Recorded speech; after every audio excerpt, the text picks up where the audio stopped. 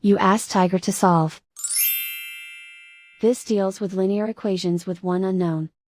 The final result is x equals 45/16. Let's solve it step by step. Simplify the expression.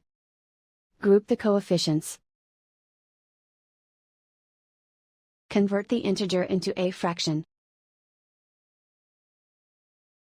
Combine the fractions. Combine the numerators. Group all constants on the right side of the equation. Add 7 to both sides.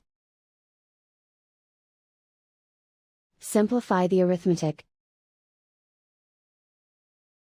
Convert the integer into a fraction. Combine the fractions. Combine the numerators. Isolate the x.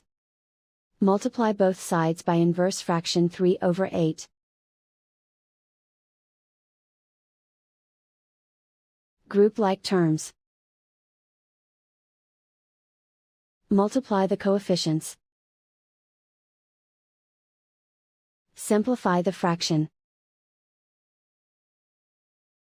Multiply the fractions. Simplify the arithmetic.